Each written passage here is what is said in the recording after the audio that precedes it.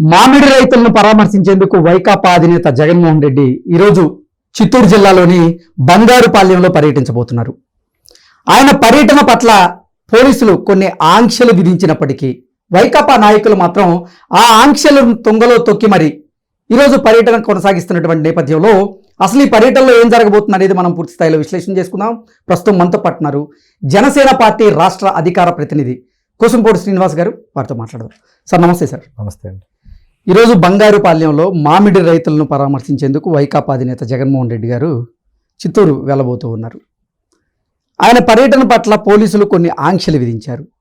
దానికి కారణం ఏంటంటే గతంలో ఆయన పర్యటనలో కొన్ని ఉద్రిక్త పరిస్థితులు ఎదురైనటువంటి నేపథ్యంలోనే ఆ పరిస్థితులు మళ్ళీ పునరావృతం కాకూడదనేటువంటి ఉద్దేశంతో పోలీసులు కొన్ని ఆంక్షలు విధించారు.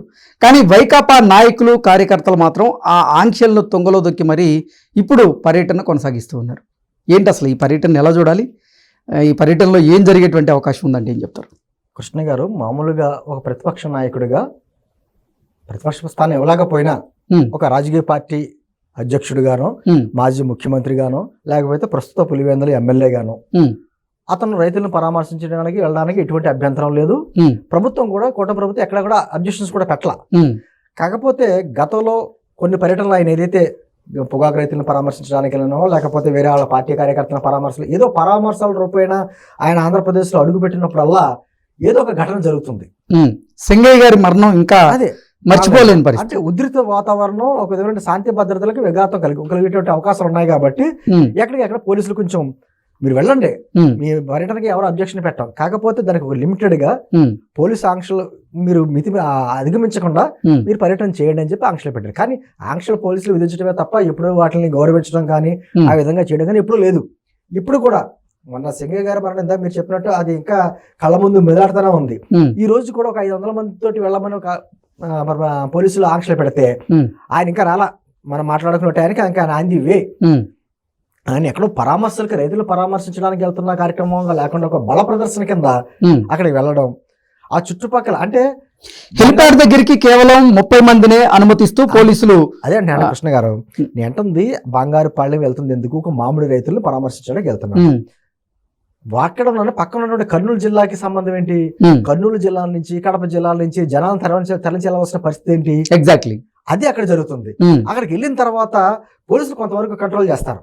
ఆ తర్వాత శృతి మించిపోయి అక్కడ ఏ విధమైనటువంటి దౌర్జన్యం జరిగినా, శాంతి భద్రత విఘాతం కలిగించినా మళ్ళీ పోలీసులు అంటాం కదా మనం. అవును, నిజమైన ఆ చట్టాల మీద, రాజ్యాంగం మీద ఒక గౌరవం, విధానం, పోలీస్ వ్యవస్థ మీద ఉన్న వ్యక్తి అయితే చాలా చక్కగా అతని పార్టీ కార్యకర్తలను, నాయకులను తీసుకు వెళ్ళొచ్చు, రైతులను పరామర్శించవచ్చు, వాళ్ళకి ఏదో సానుభూతిగా మాట్లాడచ్చు, అయితే ప్రభుత్వాన్ని డిమాండ్ చేయొచ్చు, ఇలా కాదు ఇలా కాదని డిమాండ్ చేయొచ్చు, కొన్ని సలహాలు సూచనలు ఇవ్వచ్చు.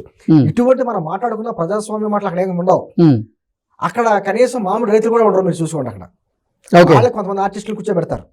ఎందుకంటున్నానంటే ఈ మాట ఆల్రెడీ సీజన్ అయిపోయింది. సీజన్ అయిపోయిన తర్వాత పరామర్శ ఏంటండి? అర్థం కానిది. ఒక పక్కన మార్కెట్లో ఉండి వాటికి సరైన రేట్ లేకపోతే, గిట్టుబాటు ధర లేకపోతే, ప్రభుత్వం కొనుగోలు చేయకపోతే అతను అక్కడికి వెళ్ళి ధర్నా చేయి, డిమాండ్ చేయి, తప్పులు. ఆల్రెడీ సీజన్ అయిపోయింది. సీజన్ అయిపోయిన తర్వాత నువ్వు అక్కడికి వెళ్ళి పరామర్శ ఏంటి అంటే ఒక రాజకీయ డ్రామా. ఒకటి, గతంలో ఎప్పుడు లేనట్టుగా ఈ రోజు మామిడి పంట దిగుబడి పెరిగింది. ఈ ఏడాది దాదాపు 2.5 లక్షల టన్నులు ఉండేది 4 లక్షల టన్నులకు వచ్చింది. ఇప్పుడు రేట్లు ఇప్పుడైతే ఎలా పడిపోయినాయో, గతంలో ఆయన ముఖ్యమంత్రిగా ఉన్నప్పుడు 2021-22 సమయంలో కూడా అలాగే రేట్లు పడిపోయినాయి. ఆ రోజు ముఖ్యమంత్రిగా నువ్వేం చేసావు? కనీసం 1000 రూపాయలు కూడా ధర పెంచలా. ఈ రోజు కూటమి ప్రభుత్వం 4000 పెంచింది. ప్రాసెసింగ్ యూనిట్లు కూడా తీసుకోమని చెప్తుంది. ఎక్కడ కేంద్ర ప్రభుత్వం దగ్గరికి వెళ్ళి మేము మద్దతు ధర రాష్ట్ర ప్రభుత్వం కొంత చెల్లించుకుంటాం, కేంద్ర ప్రభుత్వం మీరు కూడా సహకారం చేయండి, రైతులను ఆదుకుందాం అని చెప్పేసి అచ్చెన్నాయుడు గారు కేంద్ర మంత్రులు కూడా కలుస్తున్నారు. ఇది విధానం, రైతుల్ని నష్టాల నుంచి బయటపడే విధానం, బయట పెట్టే విధానం, నష్టపోకుండా. అది ఏనాడైనా నువ్వు ముఖ్యమంత్రి హోదాలో చేసావా? నీ హయాంలో రేట్లు పడిపోతే మామూలు రైతులు ఎప్పుడో పలకరించావా? పొగాకు రైతులు పలకరించామన్నా నీ హయాంలో ఎప్పుడు వెళ్ళావా? నేను అంటుంది కృష్ణ గారు, రైతులు పరామర్శించే అర్హత జగన్మోహన్ రెడ్డికి ఉందా లేదా ముందు చెప్పండి. 2019-24 మధ్యన దేశంలోనే రైతుల ఆత్మహత్యల్లో 3వ స్థానంలో ఉంది ఆంధ్రప్రదేశ్. కౌలు రైతుల ఆత్మహత్యల్లో 2వ స్థానంలో ఉంది. అంటే రైతులని అటువంటి పరిస్థితులకు తీసుకెళ్లిన వ్యక్తి, ఏ రోజు రైతులు పరామర్శించిన వ్యక్తి, ఏ రోజు ఒక రూపాయి ఇచ్చాడా పార్టీ తరఫున కానీ ఏదైనా కానీ ఒక రూపాయి ఇచ్చాడా, నాన్న ఆదుకున్నాడా? మేము మా జనసేన పార్టీ తరఫున పవన్ కళ్యాణ్ గారు దాదాపు 3,000 మంది కౌలు రైతులు ఆత్మహత్యలు చేసుకుంటే అందరికీ ₹1,00,000 చెప్పి ఆయన చేతి డబ్బులు ఇచ్చాడు. సరే నీ చేతి డబ్బులు కూడా ఇమ్మనట్లా, కానీ వాళ్ళ కష్టాల్లో ఉన్నప్పుడు నష్టాల్లో ఉన్నప్పుడు ఏ రోజైనా నువ్వు హోదాలో ఉండి ముఖ్యమంత్రి హోదాలో ఉండి పరామర్శించావా?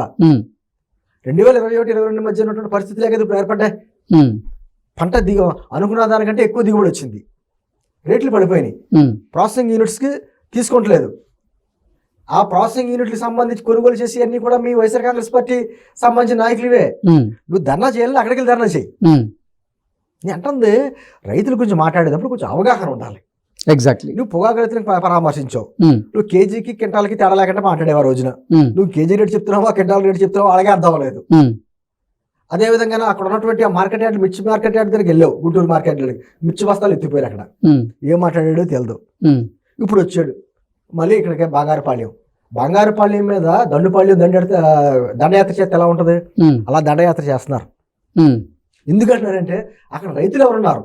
ఈ రోజు టీవీలో కూడా రైతులు మాట్లాడుతున్నారు, మేము ఆల్రెడీ నష్టపోయి ఉన్నదానికి కోట ప్రభుత్వం మా గురించి ఎంతో కొంత రాష్ట్ర ప్రభుత్వం కొంత వాటా వేసుకుంటుంది, కేంద్ర ప్రభుత్వం వాటాను కూడా అడుగుతుంది, ₹12 ధర చెల్లించమని డిమాండ్ చేస్తుంది, ఎంతో కొంత మమ్మల్ని నష్టాల్లోంచి బయటపడేటువంటి ప్రయత్నం కోట ప్రభుత్వం చేస్తుంది. ఇప్పుడు వచ్చి మీరు ఏం పలకరిస్తారు? ఏం చేయగలరు? మీరు ఏం డిమాండ్ చేస్తారు?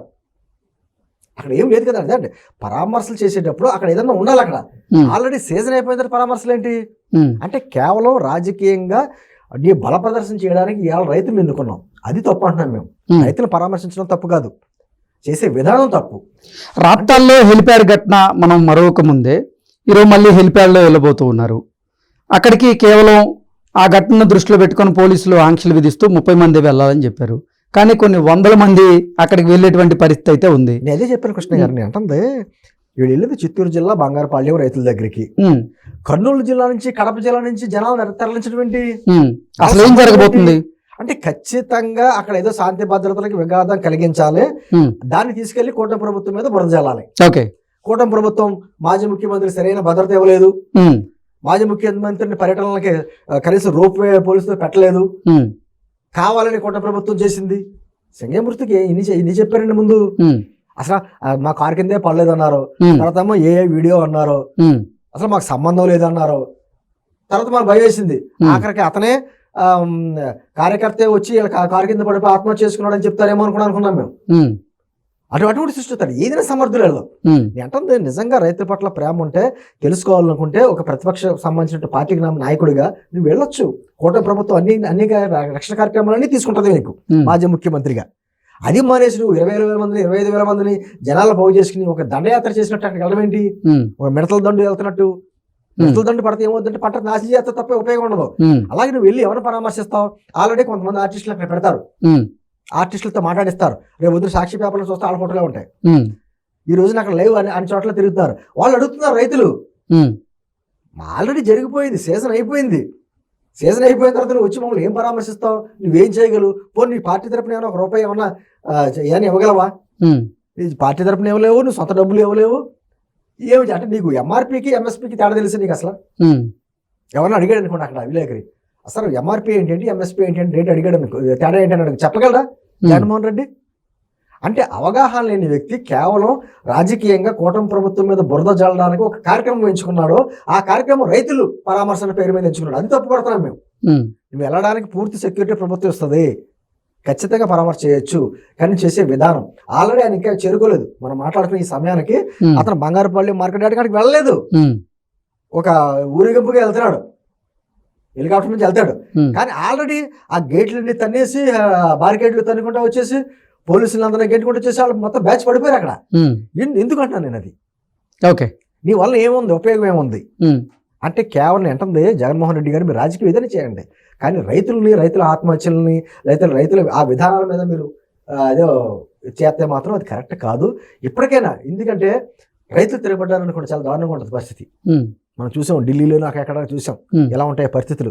నువ్వు వచ్చి వాళ్ళని బాగుపరచకపోగా ఇంకా నాశనం చేయాలని చూస్తే అక్కడ ఉన్న రైతులు తిరగబడ్డారనుకోండి, ఆ తర్వాత మళ్ళీ ఇది కూడా తీసుకొచ్చి కూటమి ప్రభుత్వం మీద వేస్తారు, మాకు రక్షణ ఇవ్వలేదు, వాళ్ళ మళ్ళీ తెలుగుదేశం కార్యకర్తలు జనసేన కార్యకర్తలు అని మళ్ళీ నిందయచ్చు. అంటే కేవలం ఆంధ్రప్రదేశ్లో శాంతి భద్రతలు లేవు అని చెప్పే సంకేతం ఇవ్వడానికే చేసే కార్యక్రమం తప్ప జగన్మోహన్ రెడ్డికి రైతుల సమస్యల పట్ల అవగాహన కానీ వాళ్ళని పరామర్శించి వాళ్ళకి ఏదైనా సహకారం చేయాలన్నటువంటి విధానం కానీ ఏమీ లేవు. Okay sir, thank you so much అండి.